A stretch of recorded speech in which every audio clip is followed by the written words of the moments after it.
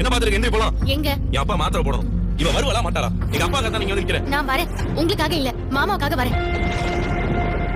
என்னதான் சிறகடிக்க ஆசை சீரியல் முன்ன மாதிரி போகலனாலும் இப்போ கதைக்களத்தை மாற்றி கொண்டு போகிறனால கொஞ்சம் மூவ் ஆகிட்டே தான் இருக்குது. டிஆர்பி கொஞ்சம் ஏறிட்டே தான் இருக்குது.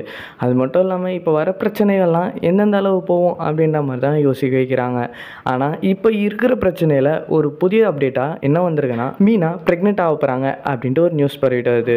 ஸோ கூடிய சீக்கிரத்திலே மீனா ப்ரெக்னென்ட் ஆக போகிறதாகவும், இதை விட ஒரு பெரிய ஒரு நியூஸ் ஒன்று பரவிட்டு வருது. அது என்னன்னா, மீனா இந்த சீரியல்லேருந்து விலக போகிறாங்க அப்படின்னுட்டும் பரவிட்டு வருது. ஸோ எந்த அளவு மீனா இந்த சீரியலை விட்டு விலகுவாங்க அப்படின்னு தெரில. பட் ஆனால் மீனா இந்த சீரியலை விட்டு விலகினாங்கன்னா இந்த சீரியலுக்கான இருக்கிற டிஆர்பியும் போயிடும் அப்படின்னே சொல்லலாம். மீனாக்கு பதில் எந்த ஆக்டர் நடித்தாலுமே அந்த ஒரு கேரக்டர் செட் ஆகாது அப்படின்றது என்னோட கருத்து.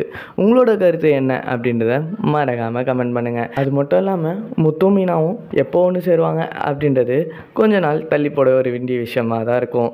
ஏன் அப்படின்னா இப்போதைக்கு கொஞ்ச நாளைக்கு எப்படியும் அவங்க 2 பேர் ஃபைட் சீன் தான் ஓடிட்டுருக்கோம். அதுக்கப்புறம் தான் ஒன்றா சேருவாங்க அப்படின்ட்டு எதிர்பார்க்கலாம். ஸோ என்ன நடக்க போகுது அப்படின்றது வெயிட் பண்ணி பார்க்கலாம். வரட்டும்.